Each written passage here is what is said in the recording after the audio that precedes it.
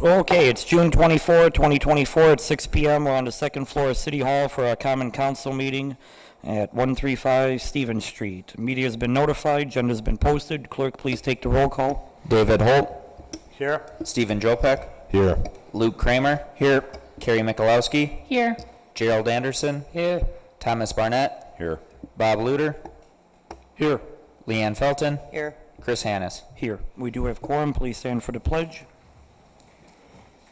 I pledge allegiance to the flag of the United States of America and to the republic for which it stands, one nation, under God, indivisible, with liberty and justice for all.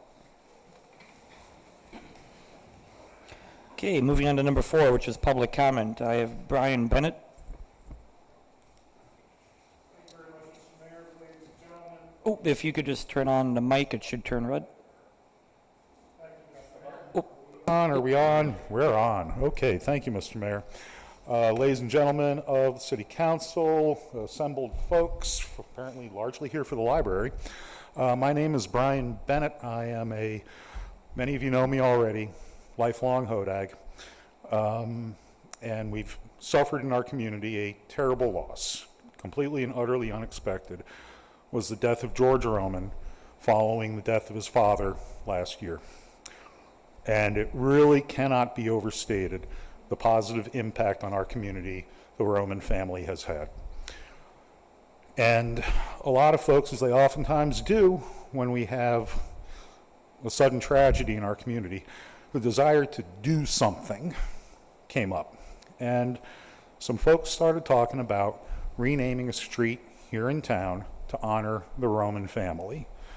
All 3 generations of the Romans who have had an immense impact on our community. Now, I am merely the voice of this. I am not claiming that this is my idea. This has been parallel thinking that many people have seen come up on Facebook in the last couple of days. I was just talking to Luke Kramer. He saw something similar along these lines. And I think we all want to do something for the Roman family. I believe, and many others in the community do, that renaming Eisenhower Parkway is the most logical thing to do. For those of you who remember, the old Roman drive-in backed up on what's now the one end of Eisenhower Parkway. The other end is Lincoln Street, where the Roman Cinema sits today. The only businesses that would be affected, there's just 6 of them, there's no residences. I don't know about you, but I'd much rather change my office address than my home address. And we've already reached out to both families. Last Thursday at George's memorial, I had a moment to talk with Patty and Mrs. Roman, and we discussed that this is something that many folks would like to do to honor the family. And after a moment's worth of thinking, they agreed that they were not against this idea whatsoever. We also reached out to the Eisenhower family. Probably their most famous living descendant is David Eisenhower, the namesake of Camp David that President Eisenhower started around 1952-53. I reached out to him by email last Monday, and I received a response within 30 minutes. Not only is he in favor of it, he encourages us to do it, telling us it sounds like the Romans were the kind of family who need to be honored with something like that here in our town. That email is available upon request. I can drop off my business cards, and you folks can ask me for copies of that if you'd like. And then last Thursday, an online petition was started. Now, I know these change.org petitions have no legal or political basis whatsoever, but as an instrument of public sentiment, what we've gotten since Thursday is almost 1,000 signatures, 60% of whom are right here in this area, all saying, yes, we should do this. And again, if you'd like the address for that change.org petition, you can read the many, many beautiful comments left behind. I'll be happy to provide that for you. We all knew the Romans. Those of us who are Hodags grew up with them. We all enjoyed their hospitality, even when Mike was yelling at us for putting our feet up on the seats of the old State Theater. We all loved them, and they clearly loved us. So let's honor them in a way that's not only fitting, but a daily reminder of their service to our community. They were out there for us 6 days a week, entertaining us, literally bringing joy to our town every week. Those of us who grew up in the 80s remember watching the Indiana Jones movies there, and the terrible fight that Mike Roman and the family would have to get those movie prints out of the hands of other theaters so he could show them to us, if not first run, but within 4 or 5 days of it being released. That brought joy to the community. So what we're proposing is at the next meeting that's available, that this matter be put on the agenda and we take a vote on it. Now, of course, that's not going to be the end of it. We just can't take a vote and switch out some signs. There's going to have to be input from all over the county and possibly the state level as well. And we're willing to put in the time to make that happen. Let's make sure that we do something audacious for the family, not something easy. I've heard some other folks say, well, we'll put up a statue or we'll rename this corner or something. That's easy. Running that theater and bringing joy to our town for 100 years was not easy. We should reflect back to them the effort that they gave us. So let's not do something easy here. Let's make something good.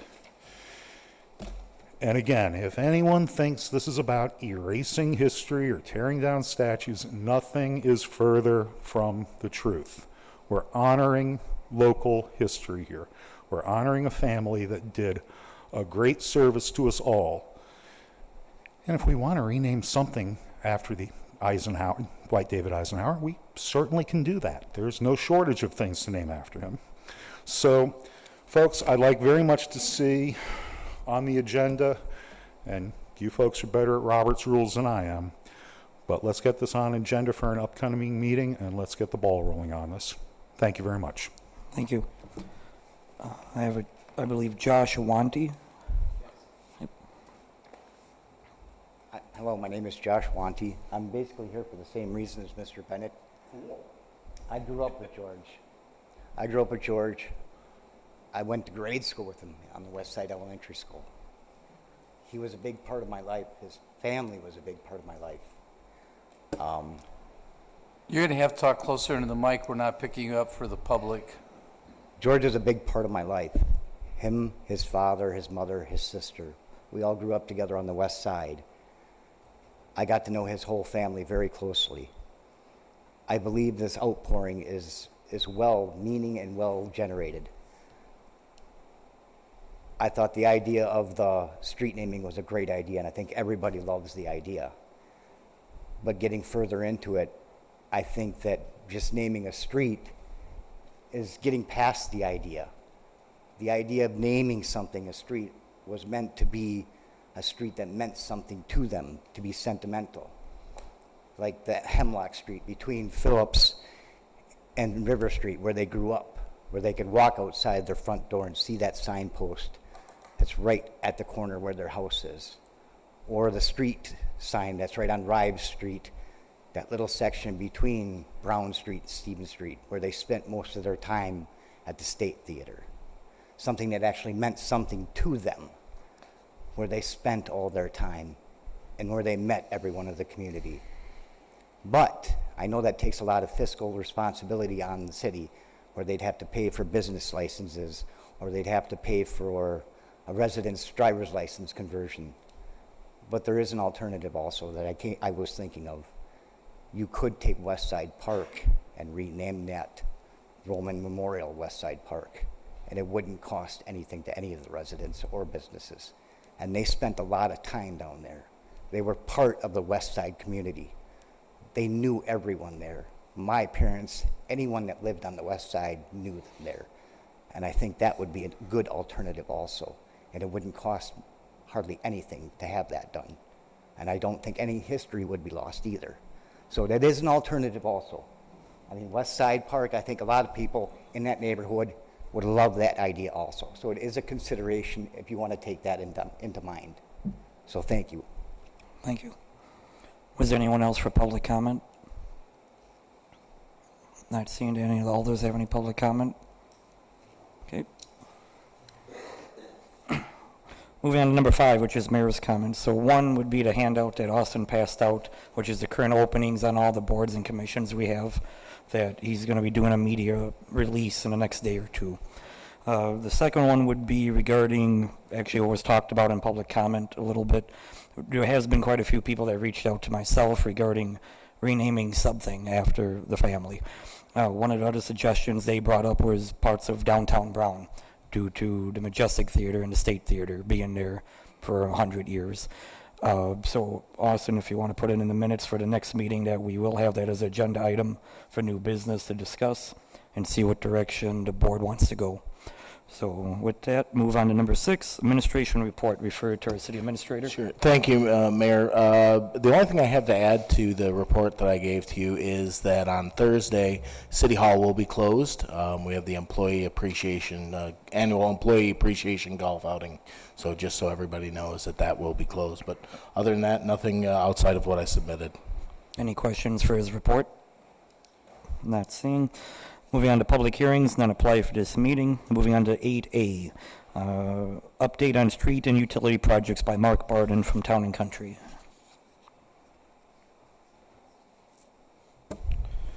Thank you, Mayor. So the Oneida Street project is wrapping up. Courtney Street was paved last week. The intent, again, with this spring, everything's weather dependent.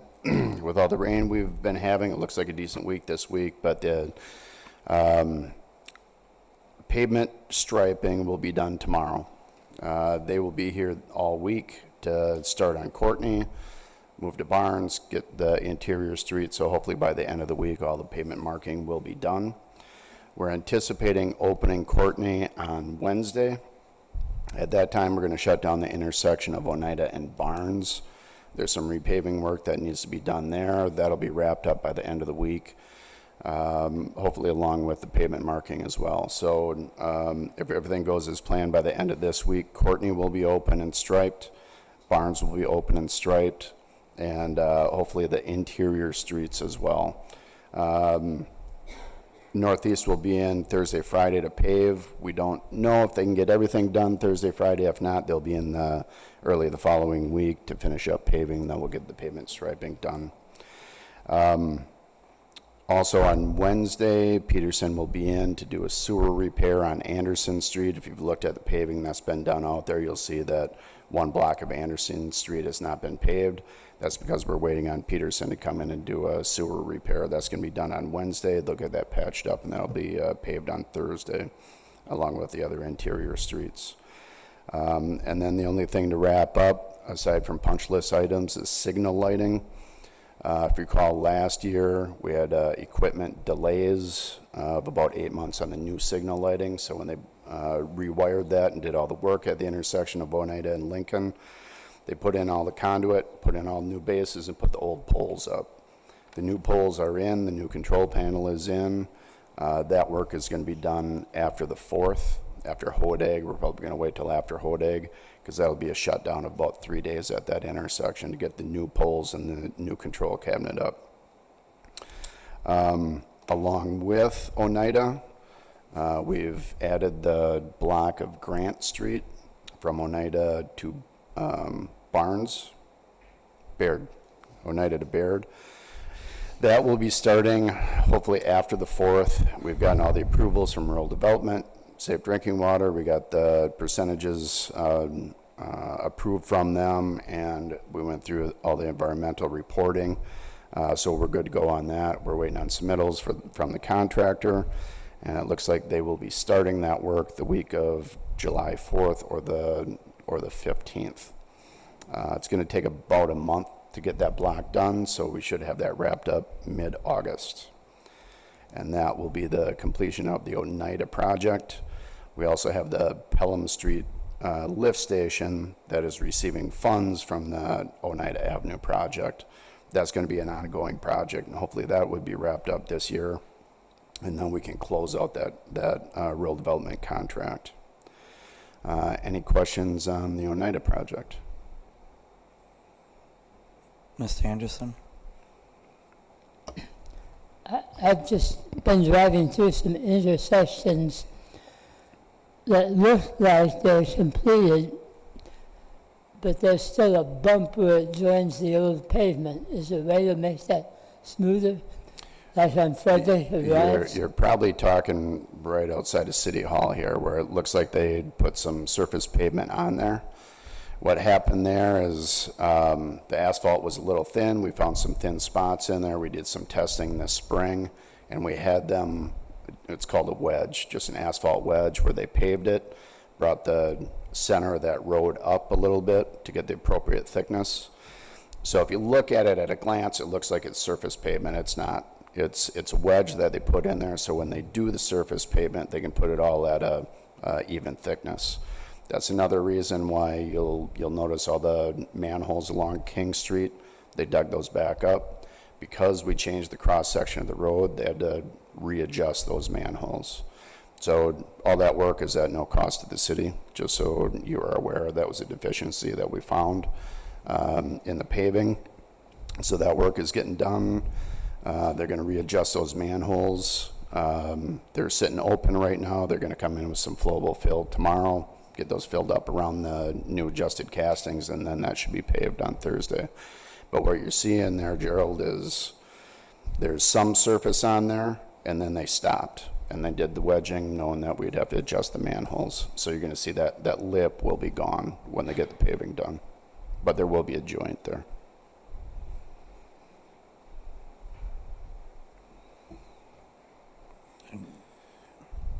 Okay, two other projects I'd like to talk about. Timber Drive.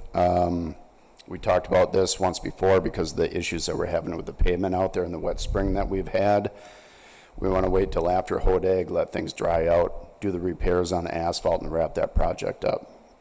So we're looking at next week doing a walkthrough, identify all the deficiencies on timber with staff and with the contractor. After Hodag, they're going to get those punch list items wrapped up, and that'll be paved probably July, August, and that one will be wrapped up as well. And then Pelican Street milling, that's going to be, that'll be in the paper this week.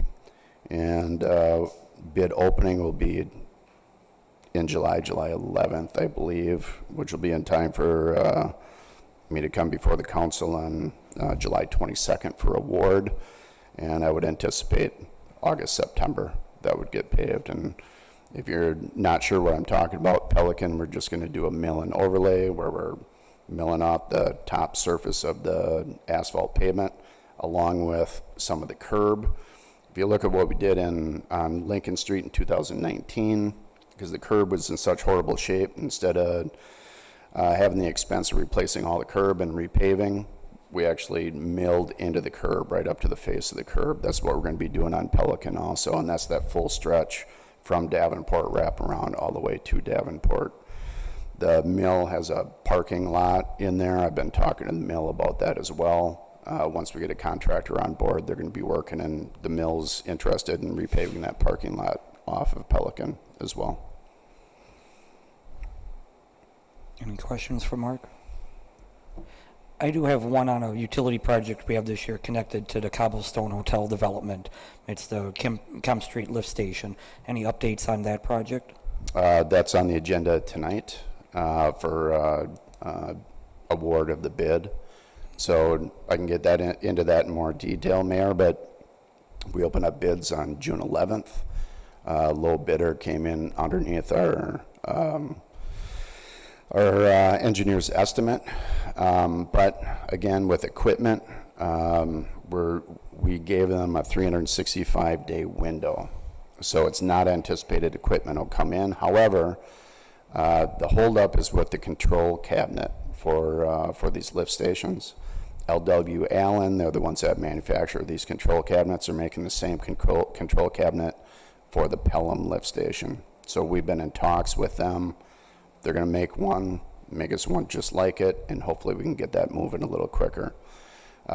So depending on equipment, it could get done this year if they can expedite it, but we're not anticipating it. It'd probably be in the spring of next year, which I know Kurt has brought up some concerns because that current lift station is a one-pump lift station.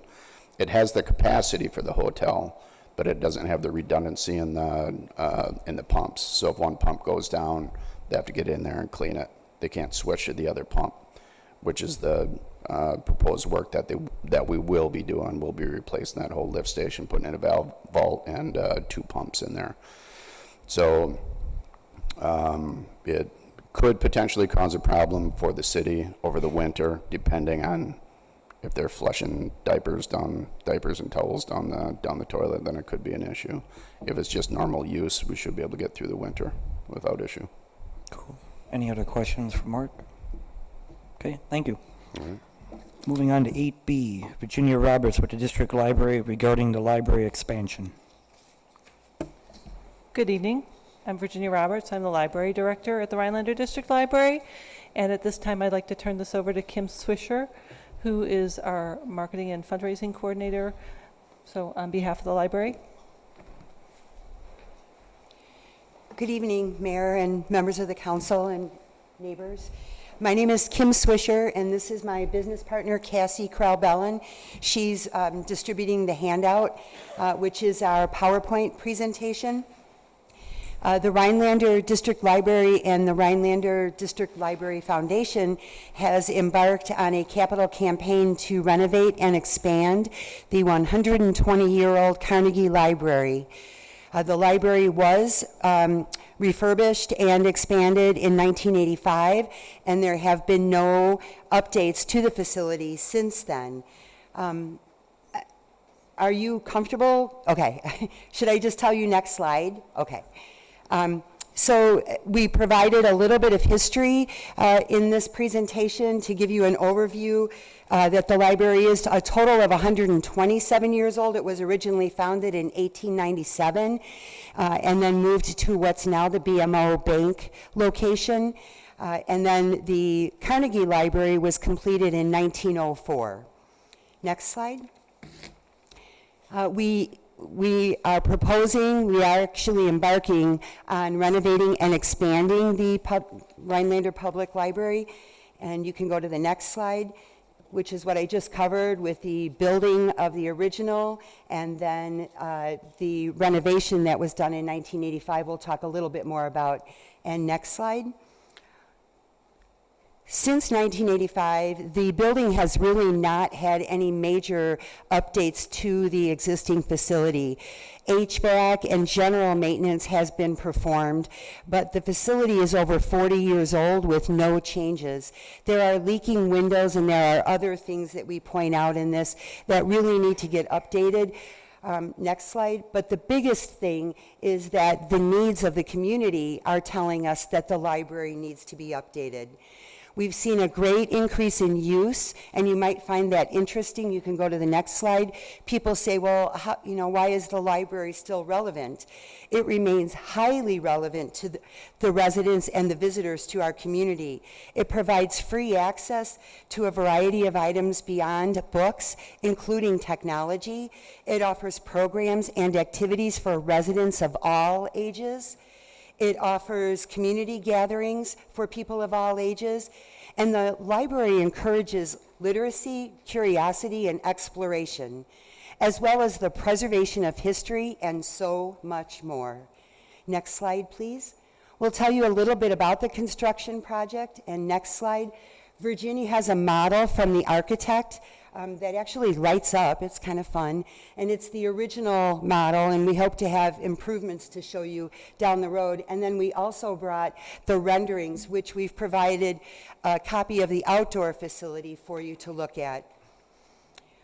Over the past several years, library patrons have shared the need for an updated facility that provides safe and easy access to the building, main floor restrooms, which there are currently not, and additional space for work, study, and community meetings. Community surveys and interviews were held by the library's Board of Trustees and staff, and a needs assessment was conducted by J.H. Findorf out of Wausau. They are the library's construction manager. This is what resulted in the plans for a $7 million renovation and expansion. As you know, the library has tried to do this before, and costs keep increasing, so we're hoping that we can complete this project. The renovation and expansion, next slide please, will include 7,650 square feet to the building and replace the existing elevator and reconfigure the stairwell to the lower level. It will enhance and add study, work, and community meeting spaces, including a meeting room that seats 100 people and offers exterior entrances and exits. It will improve and expand the children's area, and it will enhance outdoor space, adding a perennial garden. Next slide, please. It will update staff work areas, and the parking will change. Some parking will remain in the north side of the lot, but the majority of parking will move to the east side of the lot. And then the library hopes to sell and move the current home of the retail shop. And the walk-up and drive-up book drops will be more easily accessible. Next slide, please. As I've mentioned, the original Carnegie Building was completed in 1904, and the addition was completed in 1985. There are critical updates that are needed to be done, including adding those restrooms to the main level. Long-needed building maintenance, such as replacing leaking windows, and new entrances that will be safer and more accessible. And Virginia would add grade level. They're on grade. That will now meet the current Americans with Disabilities Act standards. Next slide, please. And this is our fundraising push for you as individuals, because we're not asking the council for money. Next slide, please. The library needs your support. It will continue to operate in an efficient and effective manner at the 55 hours a week that we are accustomed to. And the complete renovation will be, as of now, $7 million. And we need to have 85% of the funds raised before construction will begin. Our goal is for that to be done in May of next year so that we can begin construction. And the reason that we're on a tight timeline is because down your agenda, we're applying for a $4.25 million grant. And in order to be eligible for that grant, we have to have construction completed by September 2026. So we need construction to begin next spring. Next slide, please. And this again is where we're asking for the community support for the library. You can go to the next slide. And this is all on the Rhinelander District Library Foundation's website, where it lists current numbers for the last year of usage of the library. And many of you might be surprised at the number of people that consistently use the library, like 64,155 visits last year, which is an 11% increase over 2022.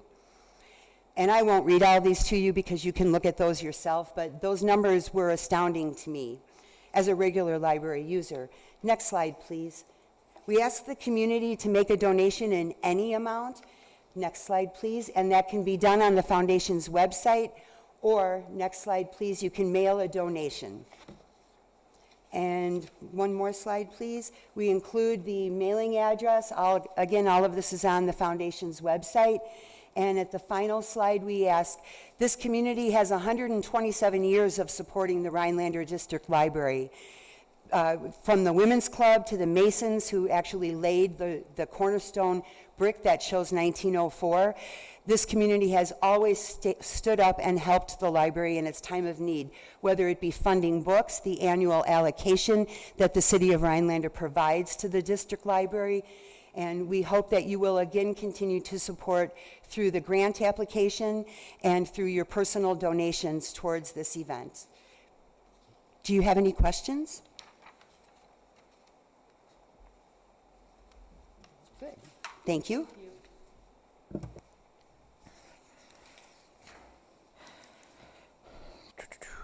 Number 9, proclamations, none apply for this meeting. Number 10, consent agenda, which only consists of the June 10, 2024 meeting minutes. Holt, I'll make a motion to approve the consent agenda. Kramer, second. Any discussion? Not seeing. Clerk, please take the roll call. Thomas Barnett. Aye. Leanne Felton. Aye. Carrie McLowski. Aye. Bob Luter. Aye. Gerald Anderson. Aye. David Holt. Aye. Luke Kramer. Aye. Stephen Jopek. Aye. Motion passes. Moving on to 11, ordinances, none apply. Number 12, unfinished business, none apply. Number 13, unless anyone objects, just based on trying to respect the people in the room, 13P, I believe a lot of people are here for, if we're okay if we take that first. Not seeing any objections. So discuss and/or action for the Let's Go Fishing Group proposal on the install of a walkway at Hodag Park. So I don't know who would like to speak on that topic. Yep, if you just want to come to the podium, make sure the mic's on.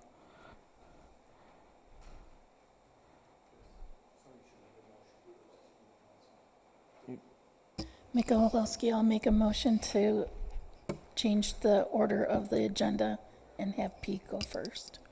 Barnett, second. Okay, motion. Does this work? Yep. Okay. I have some handouts here where we're proposing to put a walkway and so forth and a map in it.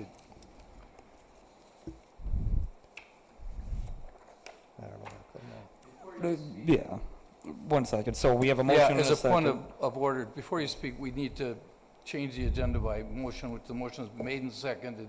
I turn it back to the mayor. Any discussion on the motion? Not seeing all those in favor, please say aye. Aye. Those who oppose, abstain, motion passes. And then before we put this item on the agenda, somebody should make a motion to approve it, whether you're in favor of it or not, but somebody should make a motion to approve it. And second, so we can have the discussion. I'll make a motion to approve the Let's Go Fishing Group's proposal to install a walkway in Hodag Park. Barnett, second. Okay, we have a motion second. All yours, sir. And I would note for the record that Bob indicated that you're not going to be voting on this, correct? No, that has to do with one of the other. Okay, I'm sorry. My problem. Okay, now it's all yours, sir. Pardon me? It's all yours, sir. Okay. Have a handout for everybody. It's the estimate and where the dock is and where the little route to that would be going. And we're proposing to do this. Thank you for having us here, first off. We're proposing to do this to make it a little more efficient of our operation and a little safer. We'd like to operate our boat from that and take our excursions from our mooring dock in light of the fact that the city docks are taking such a hammering on weekends and abuse, and they've been pretty well beat up lately. I don't know if there's something in the plans to have them renewed, but in the meantime, we are a group of people that are volunteers that are aging, and we have at least one that comes to the boat with a walker now, and he fell down last year. We want to make it safe for them. And one of the, as the operation goes for Let's Go Fishing, we are required to have things like a parking lot that's paved, a walkway that's safely paved to the docking area, and a restroom, and place to wait for parking cars and stuff, and it's all there, except that if we operate from our dock, we need that paved to do that. It would make it a little more efficient for us as well as volunteers. It takes a little bit of time to get the boat over to public docks and put it back. And I think we're somewhat in the way in doing that. We have a lot of, some days, congestion at the dock, and we have 12 passengers on the boat, up to 12 passengers. With wheelchairs, we can get 4 wheelchairs on there. Is everybody here aware of what we are and what we do? I mean, I do have some brochures. This is our 11th year of operation. We did not operate in 2020 because of that the COVID thing. So we've upgraded the boat a lot. We've done a lot of things on it to make it more appealing again, because it is 11 years old. It's got a new motor, a lot of reupholstering and talons, and a new locator, so we can find things that we don't want to hit in the water. And basically, we made it a longer tour. Our outings had fallen off from 2020. Previously to that, we had 140 to 150 in 2018 and 19. that were listed, and we took out between 90 and 100 both of them years. And in 2020, we are like starting over, with last year being 45 outings, and this year we have over 40 scheduled already. There are many more that are getting on board and doing things. We're pretty well funded this year, which is a surprise, and we're doing quite well, but we'd just like to operate a little more safely, and we do appreciate the fact that when we brought it to the attention of the Parks and Grounds, they did come out and fix the one dock section that was in need of repair, and they put it back together. It's lacking maybe in little things like cleats to tie the boat up. Them are quite broken up. It's a little hard for us volunteers to get down on our knees and start, because we're aging, and tying boats up and the likes. I have a couple pictures of when these docks were put in when we started in 2013, and the dock that they replaced. And today they kind of look similar. There's a lot of abuse, as I said.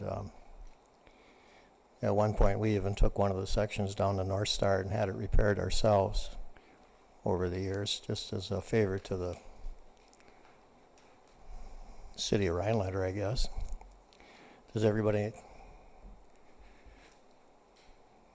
I don't know. You do understand that we are a volunteer organization. There's nothing, no one here paid to do any of these things, and we're just looking for your approval.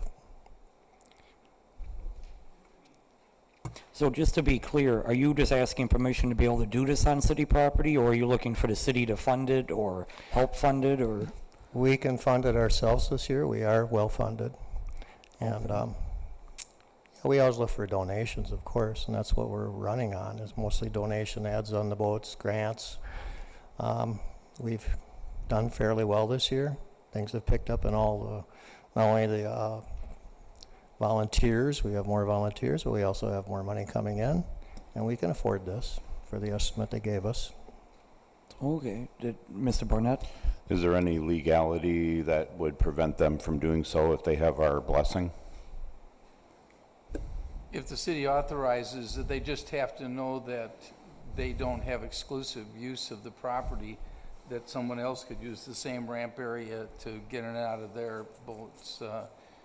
But certainly you can allow them to do this, and you can count on the kindness of people to not get in the way of it. But I think I've answered what you're asking me. You have, yeah. Yeah, as long as we're all good on the city side and you guys are funding it, I'd be 100% for this. Okay. I know the Let's Go Fishing crew. I've been down there. I've seen you guys, and I think you guys do a lot of great things, especially for veterans and disabled people. And I think this would just be another way to support that effort, and I would be all for it. Appreciate it. Mr. Anderson? So this will be a boat launch walkway, not a pier. This does not involve another pier, does it? I have a hard time understanding. I know. I'll try again. Mr. Anderson, my understanding is they're looking to put a hard surface blacktop walkway from the current parking lot to their current pier. From the current parking lot, it'd be 80 feet long and 8 feet wide, because Mussins doesn't have anything narrower than that. With 6 foot would have been fine, but this is the estimate we got, and that's what they would build. And it's on an arc. If you look at that aerial view of it, it's going from the blacktop all the way out to where our dock is currently. What looks on that, if you look on that picture, it's older, of course, and it had a little brushy area that, I don't know, a lot of things were going on. We used to be moored on Terry Adams' property that was sold, and we couldn't be there anymore, but so it was moved to the city property, and we've been there for quite a while now, but we would have had to do a lot more if we were on private property right now. This makes it very handy. We're right there. It's only 80 feet, and we're just going to make it arc around right to the dock where it's at. Everybody here know where we're at. I mean, you've seen the landing, right?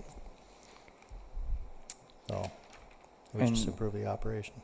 Any other questions or discussion? So technically, we have a motion, I believe, to approve and a second. If there's no other discussion, we would be going for a vote. Okay, clerk, please take the roll call. Carrie Mikulowski, Aye. David Holt, Aye. Luke Kramer, Aye. Stephen Jopek, Aye. Gerald Anderson, Aye. Thomas Barnett, Aye. Leanne Felton, Aye. Bob Luder. Aye. Thank you. Okay, so if council would like to make a motion to move item M to be next, which would be the city boat launch fee for veterans. Holt, I'll make a motion to move item M to the top of the list. City boat launch fees for military veterans. Jopek second. Motion second. All those in favor, please say aye. Aye. Any who oppose? Abstain? Motion passes. Refer to our city administrator. Sure. So I had Wendy Bixby, the finance director and treasurer, get, and it's in your packet, get the numbers for last year for what was collected in boat launch fees. It was $7,384. So don't know how many came from people who were veterans or anything like that, but that is, it's not a great sum, but it is a sum. So. And I'm going to note, this is the one that Bob indicated to me that he had a potential conflict, and I advised him that, yes, he should refrain from discussing or voting on this one because he is a veteran that would have potential advantage given by this ordinance. I'll abstain as well. Okay. Any discussion by council? Mr. Barnett? I understand the fees collected, and I understand Weddy's position as our treasurer and everything, but sometimes things are more important than that, and to give our thanks to veterans who put their lives on the line for our freedoms, I don't think this is that tall of an ask. I would be completely in favor of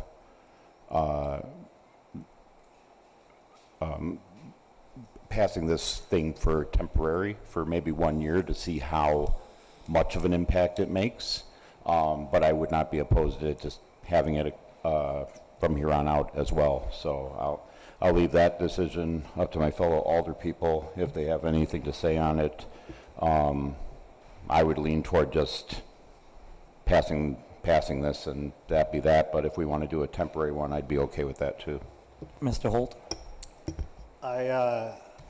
I actually think that the passing it for 1 year is an excellent idea.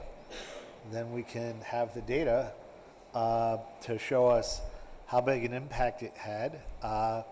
We just had a discussion about the quality of the docks out there, and so maintenance and repair and replacement of docks is something that we should prudently consider when looking at this. So, I think Mr. Anderson had his hand up. Oh.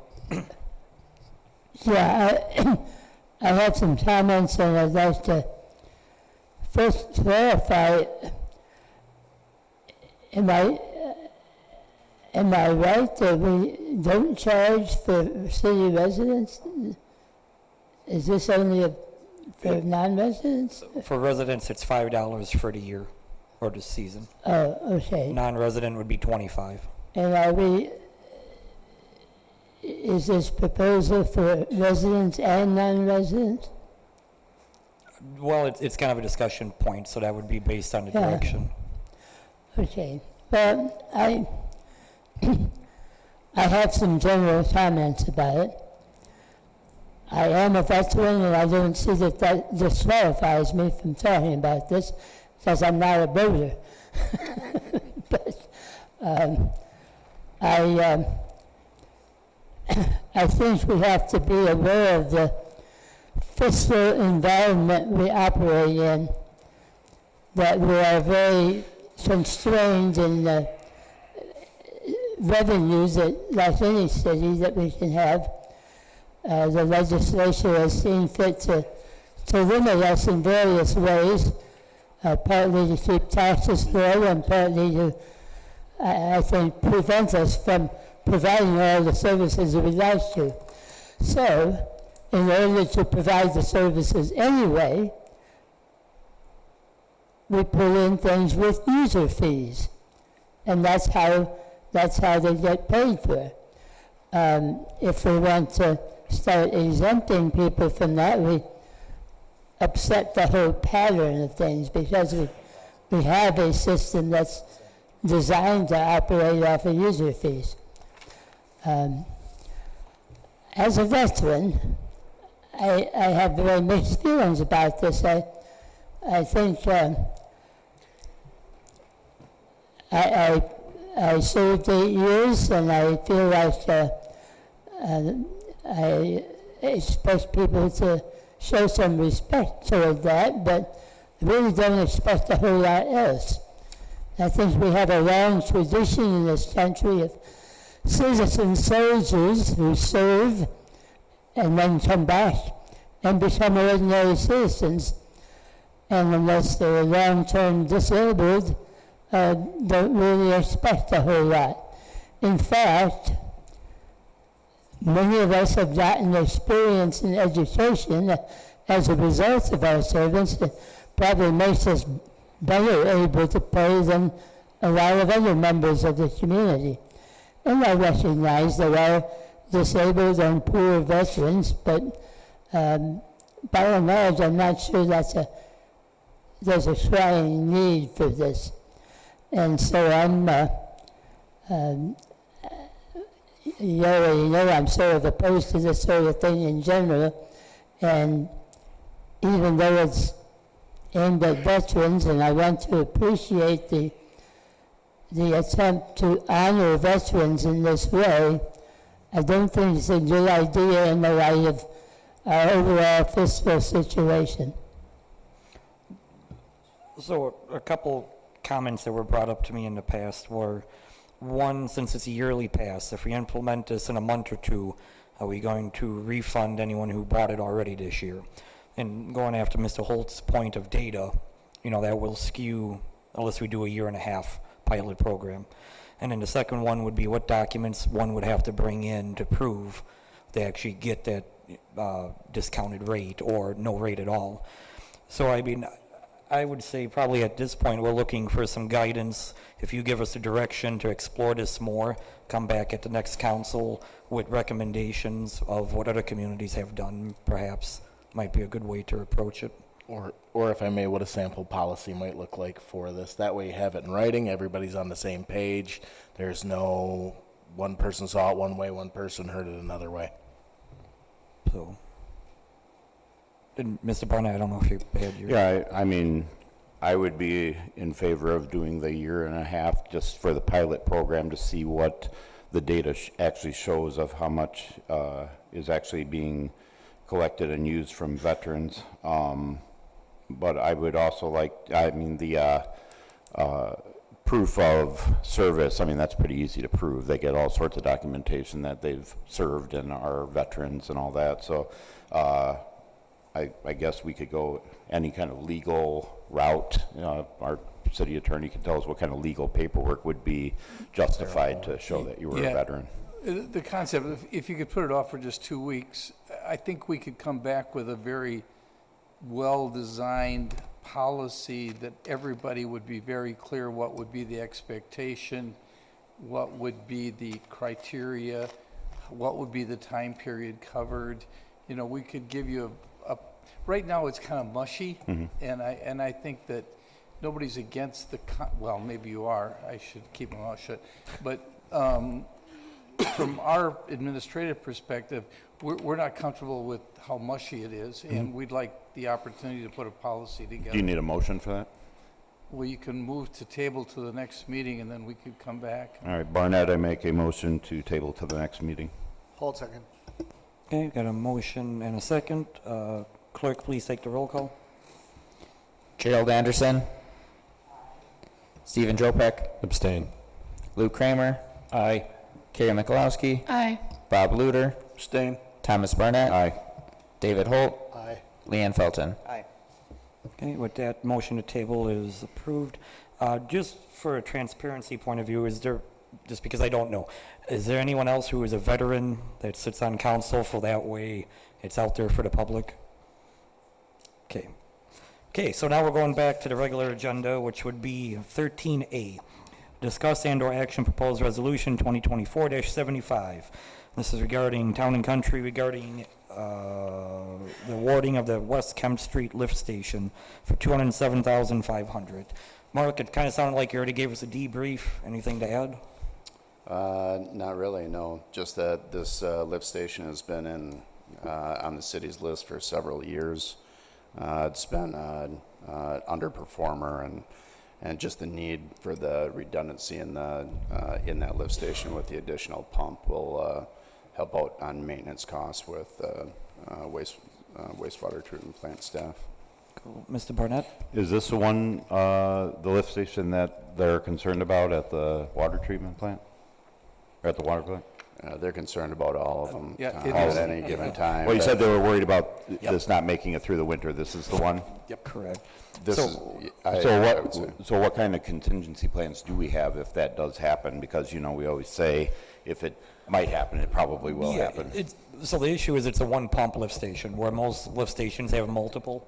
Knock on wood, yeah. Yeah, so pretty much what would happen is they have to bring the portable generator there and do a drawdown.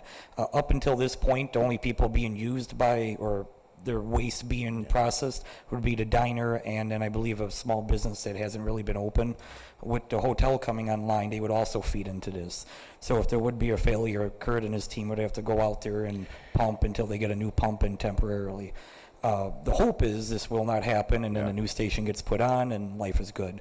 But all of our other lift stations have at least 2, if not more, pumps. So if one pump were to fail, they could switch over to the backup. Okay, so there is all right. Yeah.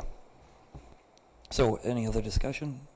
Not seeing. Clerk, please take the roll call. Oh, that's a good point. We'd need a motion first. Luder makes make a motion to accept proposed resolution 2024-75, approving the recommendation from Town and Country Engineering to accept the bid from Howard Brothers, Inc. for the West Kemp Street Lift Station Upgrade Project for $207,500. Joe Peck, second. Motion and a second. Any discussion on the motion? Not seeing. Clerk, please take the roll call. Leanne Felton. Aye. Bob Luder. Aye. Luke Kramer. Aye. Thomas Barnett. Aye. Gerald Anderson. Aye. Carrie Mikulowski. Aye. Stephen Jopek. Aye. David Holt. Aye. Motion passes. Moving on to 13B, discuss and/or action proposed resolution 2024-76 regarding liquor licenses. I refer to Austin, our city clerk. All right, as you can see in your packet, we have all of the liquor licenses with the address of the corporation, the premises, the kind of license, as well as the premises description given to us on that application. We've received, there's no new licenses. There are 2 licenses that are changing from just a Class B beer and a Class C wine to having a full Class B liquor and beer license, as well as one other business that's been open in the past that is just changing their name, but otherwise they're still running the same. And then if you go all the way down to the bottom of that document, you'll see the numbers of what licenses we have. So for a retail Class A intoxicating liquor license, so like your Triggs, your Walmarts, any kind of retail place that's selling it for consumption off the premises, we don't have a quota assigned, so we don't have to worry about that. For the Class B licenses, though, for liquor licenses, we can have 33. We're at 29 right now. And then for Class B fermented malt beverages, so a beer license, we have 33, and we can have up to 37. I did receive another license today in my office that will appear in front of council here in the next couple meetings. So that would put us potentially at 30 out of 33. So if someone's looking at opening a bar, you have 3 more licenses to do so. But otherwise, there are no changes other than the ones I've spoke about. Any concerns from your point of view? Nothing from me. These have been inspected by the police department as well as the fire department, and there have been no concerns unless something new has come up. And for the record, we recognize that one of the bars is owned by the mayor, but he's not voting on this, so that's not an issue. Also, one of the council persons is a operator. She has an operator's license, but she doesn't own the bar, so she's perfectly capable of voting on this because she could sell liquor anywhere within the county or the city. I just want that so that it doesn't become an issue later on. Okay. No, we need a motion. Kramer, make a motion to approve proposed resolution 2024-76, approving liquor licenses applications as received and presented by the city clerk. Anderson, second. Motion second. Any discussion on the motion? Not seeing. Clerk, please take the roll call. Luke Kramer, Aye. David Holt, Aye. Bob Luter, Aye. Stephen Jopek, Aye. Thomas Barnett, Aye. Gerald Anderson, Aye. Leanne Felton, Aye. Carrie McLowski. Aye. Motion passes. Moving on to 13C, discuss and/or action proposed resolution 2024-77. Correct me if I'm wrong, Patrick, but this is agreement we're doing regarding grant assistance for our cab service. Yep. We budgeted to do additional $25,000 influx, and it looks like per the numbers they're showing us, it'd be 29 needed. So we're per budget going to be 4,000 in the red, but that's still a budget number based on how many cab rides and that operation. We'll know more at the end of the year. So, Joe Peck, move to approve resolution number 2024-77, approving, authorizing, and directing the mayor to sign an urban mass transit operating assistance grant agreement between the Wisconsin Department of Transportation and the city of Rhinelander. Kramer, second. motion second. Any discussion? Not seeing. Clerk, please take the roll call. David Holt, Aye. Stephen Jopek, Aye. Luke Kramer, Aye. Carrie McLowski, Aye. Gerald Anderson, Aye. Thomas Barnett, Aye. Bob Luter, Aye. Leanne Felton. Aye. Motion passes. Moving on to 13D, discuss and/or action proposed resolution 2024-78. Pretty much you guys approved a fireworks contract, and this is for the permit. Holt, I'll make a motion to approve proposed resolution 2024-78, approving a fireworks permit for J&M displays for the city's 2024 fireworks display. Anderson, second. Motion second. Any discussion?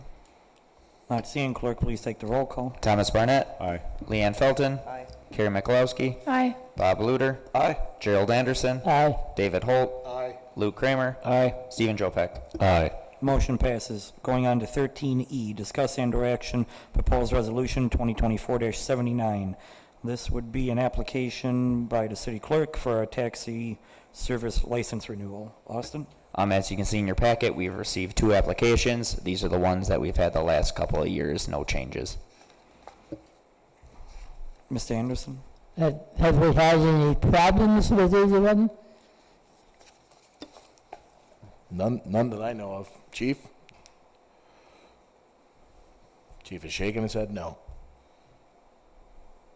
Barnett, I make a motion to pass resolution number 2024-78. Oh, I'm sorry, 79. We're on the wrong one. To approving taxi cab license applications as received and presented by the city clerk. Joe Peck, second. Motion second. Any discussion on the motion? Not seeing. Clerk, please take the roll call. Carrie McLowski, Aye. David Holt, Aye. Luke Kramer, Aye. Stephen Jopek, Aye. Gerald Anderson, Aye. Thomas Barnett, Aye. Leanne Felton, Aye. Bob Luter. Aye. Motion passes. Moving on to 13F, discuss and/or action proposed resolution 2024-80. This is regarding the exploratory work for test well number 9 for a payment of $162,253. Joe Peck, motion to approve resolution number 2024-80, approving the pay request from CTW Corporation for $162,253.60 for work completed on test well number 9. Felton, second. Motion second. Any discussion? Not seeing. Clerk, please take the roll call. Where are we here? Oh, Gerald Anderson, Aye. Stephen Jopek, Aye. Luke Kramer, Aye. Carrie McLowski, Aye. Bob Luter, Aye. Thomas Barnett, Aye. David Holt, Aye. Leanne Felton. Aye. Motion passes. Moving on to 13G, discuss and/or action proposed resolution 2024-81. This is regarding setting a public hearing for the Messer Street project. I will refer to Mark from Town and Country. So for those of you that are not familiar with the Messer project, it's anticipated and it's been on the city's capital improvement plan to reconstruct this area, which is up on the map and also in your packet. October of last year, the council went forward with a preliminary engineering contract. We started the survey and the design for submitting applications to rural development safe drinking water at this time. We're in the process of getting those applications in. The safe drinking water, which covers water main, some street, some storm, as you'll see in the next agenda items. That application is due on June 30th. The rural development application is first come, first served, but we're anticipating getting that in this week. The idea with this project is everything that you see on the map, the limits actually extend out a little further. It'll be Lakeshore Drive from Doyle to Rose, Evergreen from Doyle to Rose, Messer from Doyle all the way up to and including the intersection at Hodag Drive or Madison Street.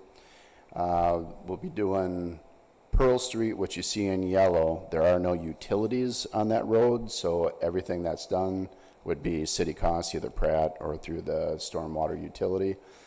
And one block of Fremont, you see it right across from the baseball diamond, that's Fremont, that'd be one block, and the northern block, which is actually Hodag Drive. The idea, you have undersized water main, you have 4-inch water main out there, you have very shallow sanitary sewer and aged sanitary sewer. Manholes are deteriorating, they're brick, they're falling apart. The roads are probably some of the worst in Rhinelander as well. What spurred this project was in 2021, we applied for a LRIP grant. That's a DOT-run grant for street work. The city received a $400,000 grant for that, which stipulates, that's rows from the park up to Thayer. It includes Evergreen and Messer. One of the objectives of that grant and one of the stipulations for DOT was to install sidewalks on Messer and around the park, which is needed, especially for the big events. And so that'll be done. So the city will be getting about $400,000 in grants from DOT on that. Rural development, like I said, we'll be applying for that, safe drinking water also. And in September, we'd be applying for Clean Water Fund, which is same as safe drinking water. It's run through the DNR, but it concerns sanitary sewer. So what we do with these big projects, and this project is very similar to Oneida in scope and cost, we will apply for as much grant money as possible. And then once we determine what grants are available and what they're offering, we sift through them and see what works out best for the city. And generally that's a sit down with Patrick and Wendy, and we go through these and look at interest rates and grant versus loan and evaluate that at that time. The construction cost for this, like I said, it's very similar to Oneida. We're looking at about $7.6 million in just construction costs. When you add in contingencies, engineering, other costs that are associated, it's about a $9.4 million project, which again is very similar to the Oneida project. One thing that's different on this is that we added in the Rose Street lift station right down by the parking lot. By the boat launch is a lift station there that handles the majority of that area that you see there, plus a couple other blocks. It was put in 2002. The structure is in good condition. It has 2 pumps in it. But along with this project, we would be replacing pumps, replacing control panels, piping, whatever needs to be done. It's over 20 years old, so now's the time to take advantage of that. So what you're seeing with this resolution, this is required by rural development. This resolution has to be passed, and there has to be a public hearing within 60 days of the application submittal. The idea is to allow questions for impacted residents and just to announce to the public that an application will be submitted. This is standard operating procedure and happens on all rural development projects, and it's just part of the process. Just for clarification, if we move it to the 22nd, would that be in a 60-day window? 22nd of July? Correct. That would be fine. So You that would hit be them. my only thought based on HODAG and 4th of July for transparency and also for potential input. You know, that time is probably not the best to get people out to talk to us. So, I will also add, Mayor, that this is for rural development purposes, just to check the box off their list. The intent, and we've done this with all the big projects, is we will have a public input meeting as well. So we've talked about that at the staff level, and it's probably July, August, once we have plans put together that people can look at. What we'll do is we'll just open it up to the public. They can come in and we will show them the plans. We'll talk through the specifics of the project, and then we generally meet individually with anybody that has specific questions about their property. So that will be happening as well. Mr. Barnett? Obviously, this is something that needs and should be done. My only question is, what is the expected impact to the residents in that area? As far as street utilizing reconstruction? the boat launch and all of that. Well, the intent would always be to keep the boat launch open. You know, whether at some point, there's going to be some work being done at the intersection of Lakeshore and Rose. But we would write the spec specifically so they could get down Doyle and Lakeshore into the parking lot, or down Rose if we're working on Lakeshore. So at no time would we completely cut off the parking lot or the boat launch. But with any construction project, there's always going to be some disruption, but we would limit it. Mr. Anderson? I move approval of resolution 2024-81, approving the setting of public hearing for the Messer Street project for Monday, July 22nd, 2024, 6 p.m.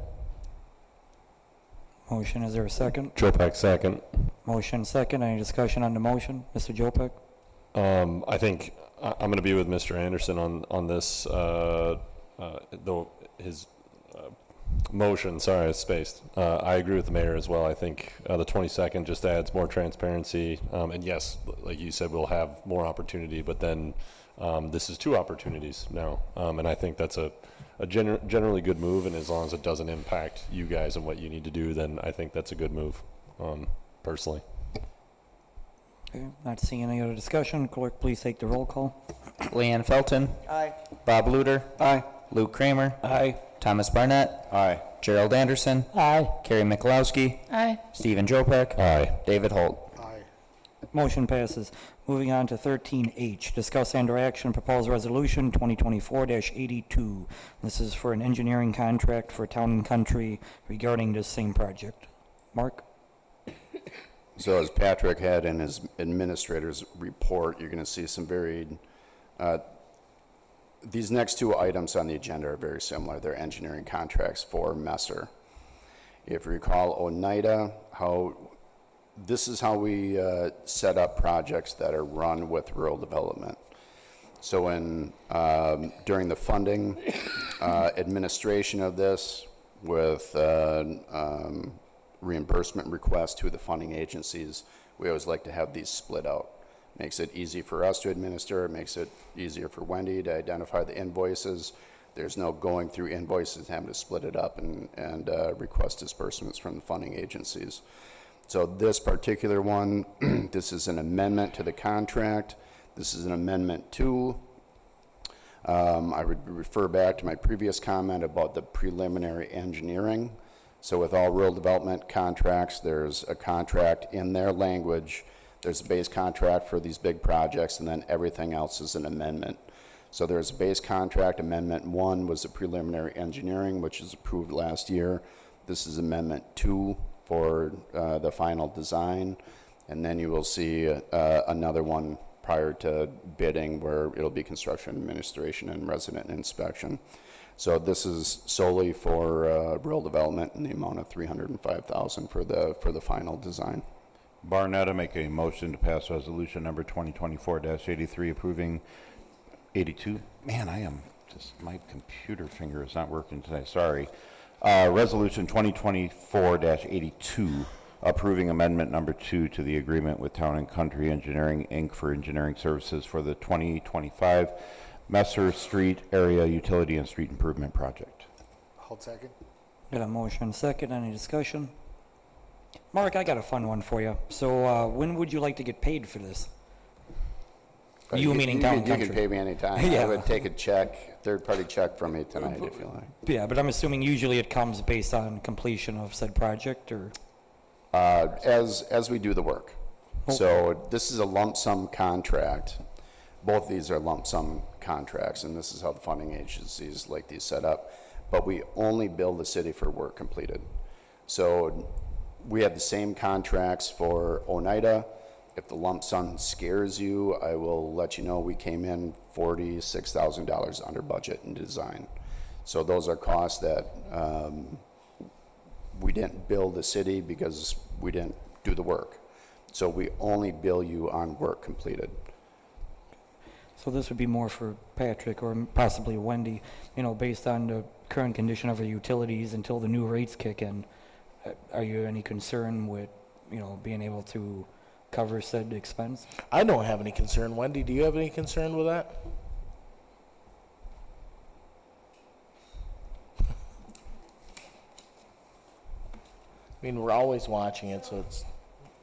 I don't think I have any concern with it, because as Mark had said, it's a pay-as-you-go type of thing. It's not like we're going to be finding a big lump sum right now. So I think we'll be able to absorb it. And is this part that's going to be reimbursed by? And it'll be reimbursed. So it's just a temporary outlay of money before we get reimbursed for it. Mark, does this entire project actually include trees? Being that I'm on the tree board, if I know there's going to be a lot of trees that are cut down, and that is a very wooded area over there, is that going to include the replanting, taking down replanting of all these trees? I've talked to Tom Giroux about that. Pardon me, there are going to be a consideration, but that's going to be a staff decision whether that's or administrative decision whether that's incorporated into the excuse me into the final design. And if that's going to be funded by the city. But yeah, I've already talked to Tom about that, and it'll definitely be a consideration for getting new trees in there. Any other discussion? Not seeing. Clerk, please take the roll call. Luke Kramer. Aye. David Holt. Aye. Bob Luter. Aye. Stephen Jopek. Aye. Thomas Barnett. Aye. Gerald Anderson. Aye. Leanne Felton. Aye. Carrie Mikulowski. Aye. Motion passes. 13 aye. Discuss and/or action proposed resolution 2024-83. Pretty much sounds like a very similar concept, Mark. It is very similar, and this one really covers the safe drinking water portion of it. So the previous contract covers sanitary sewer, all the streets, all the storm. This one covers the water main, some of the streets, some of the storm sewer. So we will go through with the funding agencies and figure out what that allocation percentage is on that. Rural Development is willing to pay 100% of the storm costs and the street costs. But in general, there's not enough funds to cover all that, so we will use safe drinking water and take a smaller percentage of them from them to cover some of those costs. So how we split this out is this, we generally do say a 25% water, and the rest is rural development. So that's about what you're seeing here. It's $120,000 for the non-rural development engineering portion of it. I will also say the timing of this is also required by safe drinking water. So because the application is going in June 30th, to qualify for principal forgiveness, which is grant money for your engineering costs, the final design contract has to be in place prior to the application submittal. And if I may add one more thing, a little off topic, Mayor, but Patrick had put out a couple weeks ago about the tutorials for the utility tutorials, which gives you additional points on this. I may not have stated in my email, if you've taken those courses, please get me that completion certificate, and I will send those in when we send in the application. And that will get you additional points and possible for principal forgiveness, or get you higher on the list, at least for the loan. So Mr. Jopek? I was just going to clarify on that one. Like, there was a few of us that had done it. Are those still valid and with the city? Yes. From the last time? Okay, so we're good. We're good. Okay, just making sure. Any other, well, I think we're looking for a motion too. Jopek, motion to approve resolution number 2024-83, approving task order number 34 from Town and Country Engineering Incorporated for engineering services on the 2025 Messer Street Area Utility and Street Improvement Project. Hold second. Motion and a second. Any discussion on the motion? Not seeing. Clerk, please take the roll call. David Holt. Aye. Stephen Jopek. Aye. Luke Kramer. Aye. Carrie Mikulowski. Aye. Gerald Anderson. Aye. Thomas Barnett. Aye. Bob Luder. Aye. Leanne Felton. Aye. Okay, moving on to 13J, discuss and/or action for proposed resolution 2024-84. This is a grant application from the Wisconsin Department of Administration for the district library. Jopek, move to approve resolution number 2024-84, approving the submittal of an application to the Wisconsin Department of Administration Flexible Facilities Grant Program for the funding of the Rhinelander District Library's expansion project. Barnett, second. Motion second, any discussion? So, and I don't know if this is more of a library representative or Patrick or Wendy. So my understanding, we meaning the city technically owns the land and the structure, and we're the fiscal agent, so that's why you're coming to us for the application? So the library is a district, and we have to go to our fiscal agent as the applicant. We would be the sub-applicant. So that's what the state of Wisconsin has mandated. Okay.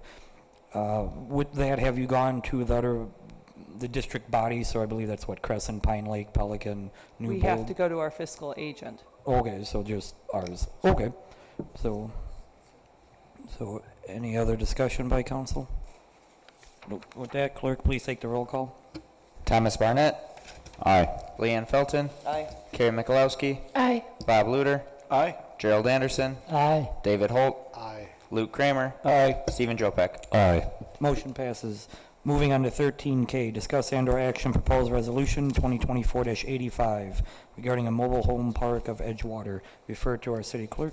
So you can see in our packet, we're looking for the renewal permit license for Edgewater Homes. Do note that we are missing Woodland Heights Estate Terrace, and I'm forgetting the third one, but it's all Manor. Yep, all one company. We did have some difficulty getting a hold of them, but they did turn in their application today, to my knowledge, so it will appear at the next meeting. But it did not come in time to get it on this meeting. But the one that you have in front of you is for Edgewater Homes. And I refer to our city administrator. We had talked last year about Brian and I working on an ordinance to connect this to keeping the parks uptight and tidy and neat and everything. Unfortunately, we failed, which means I failed. So I have not gotten anything to you. I know I do owe you guys that, and I will be working with Brian to get you something. But we'll also be working with Steve to make sure we can do it. So do apologize.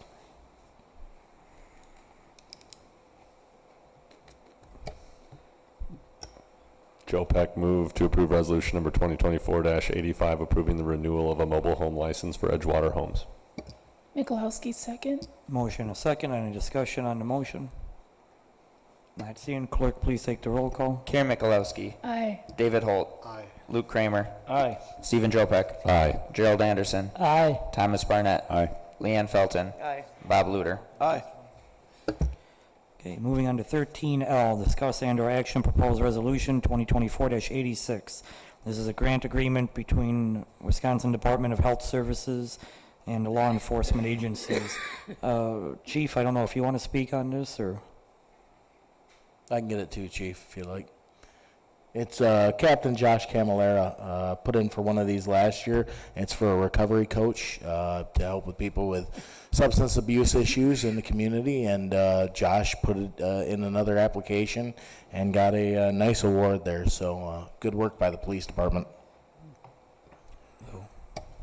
Jopek, move to approve resolution number 2024-86, approving a grant agreement between the State of Wisconsin Department of Health Services and the City of Rhinelander for opioid abatement efforts by law enforcement agencies. Luder, second. Motion second. Any discussion on the motion?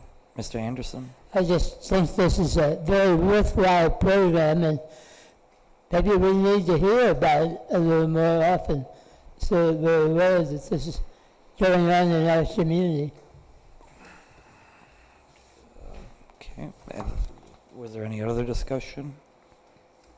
Not seeing, clerk, please take the roll call. Gerald Anderson. Aye. Stephen Jopek. Aye. Luke Kramer. Aye. Carrie Mikulowski. Aye. Bob Luder. Aye. Thomas Barnett. Aye. David Holt. Aye. Leanne Felton. Aye. Motion passes.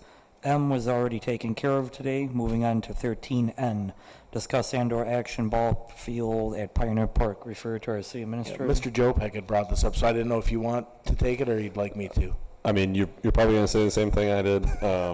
I received an email from Mr. Biolo, who kind of runs parks, and he just kind of clarified that there was a bunch of agreements with the Friends of the Parks program before I was on the council and before I lived here, to be honest.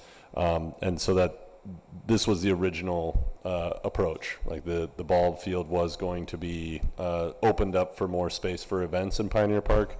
And so this was the original trajectory as more ball fields were created by the high school. And so his recommendation is that it stay as is. I'm okay to rest with his recommendations, as he's the one who deals with this on the regular. So I'm going to rest my concerns. I just guess I was just kind of curious what was going to happen, and so that question's been answered, so I appreciate it. Yeah, I think it was last year we took down the, was a concession stand down there, took down the outfield fence. That concession stand was in rough shape, so, and you pretty much hit the nail on the head with everything else. So I can't say anything you haven't already said. Any other discussion on the topic? Okay. Moving on to O, discuss and/or action of update from the city attorney regarding RH 34-2. Steve? The deed was signed and turned over today. Cool. So as soon as she pays her $8,000, we'll be in good shape. Oh. It's a little more than that, but anyway. Any discussion or questions? Not seeing. Mexico Fishing Group, we're already taken care of. Moving on to Q, discuss and/or action Anderson Street Plaza. So if you guys aren't familiar, Anderson Street used to go all the way to Oneida. That has been backed off for probably about 40 years. With the remodeling of that project, you know, there was original plan to put a guardrail back up, and we thought we could do a little better, so our thought was to put a couple benches. DRI decided to sponsor at least 2 of those to put down. Instead of paying for a guardrail, that freed up funds to do a little bit of a sidewalk there. And then we already talked to Tom Giroux for planting a couple trees. So the concept is to make it kind of a little plaza for sitting. One viewpoint would be the downtown flagpole. The other viewpoint would be, well, a church and a gas station. But it was just something to make more green space versus a guardrail towards our downtown. Patrick, I don't know if I'm missing anything there. No, you pretty much hit everything right there. Looking for that area just to spruce it up. My original idea was a sign for the downtown. I thought that might be a good idea, and after the laughter stopped, we started looking at benches, talking to DRI. So, Mr. Anderson? What are the dimensions of this, roughly? 40 by 40, but weird shaped. Yeah, it's very oddly shaped down there. Oh, is that wide though? Well, it's the width of the road by about 40 feet deep at the deepest. So then also, Steve, I don't know from a legal point of view, if we do make it an official green space versus just a right-of-way of the road, what the process would be, and you have to name it and that kind of stuff. It doesn't change your legal liability unless you put some type of a device or instrument there that could be seen as a attractive nuisance. So I wouldn't suggest putting a slide there or a playground piece of equipment, because that would indeed require the city to supervise. You always have to be very, very careful when you put in anything that might be used and abused. That's why a lot of communities will start with something on a temporary basis to make sure that it doesn't become the skateboard park when they use it or whatever else. But beyond that, no. I mean, you also have, you've got liability immunity for most everything except for attractive nuisances you might put in the area. Mr. Anderson? So does this involve vacating the end of the street then too? Well, from an active street, the concrete you see there for the curb and gutter would stay. So, I mean, I think that was vacated as a functional street probably 40-plus years ago. Probably when they ripped up the railroad tracks would be my assumption. So there'd be room for people to park if they want to use a bench. Yeah, Austin, if you could take the picture up that way, at least people see.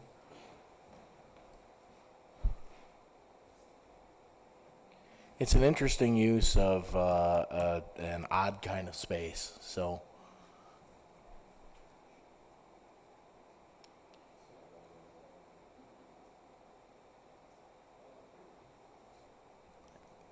Hopefully, we're looking to make it a little more clear. It's not 20/20 vision.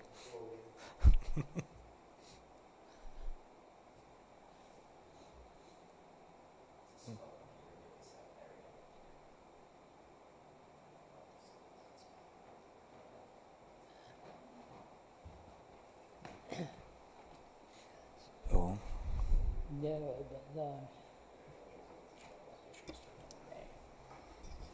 Mr. Barnett? Before the road construction, I know they closed it up, but that's the same spot that that little outlet was that you could pass through if you wanted to through the parking lot of the. Close, technically, that would have been, that was a private parking lot. Right, there. yeah. People used it all the time to cut through, so Yeah. I'm glad to see it closed off, but it's right to the left of that? Okay, all right. So pretty much there's no net cost to the city. I mean, either way, we have to upkeep the grass there, so less grass, more sidewalk equals less upkeep. There's a good partnership, I think, with DRI, Downtown Rhinelander, Inc., to get some benching there just to encourage walkability and people enjoying outside. So I don't know if there's any concerns or questions by the body. Okay. With that, communications, number 14, none apply. Number 15, future agenda items. Anything anyone would like to add to a future agenda item? Ms. Mikulowski? Oh, never mind, you already did regarding the renaming of a road. Correct. Yep. Okay, with that, our next regular meeting will be held on July 8th at 6 p.m. It is 7:27, meeting adjourned.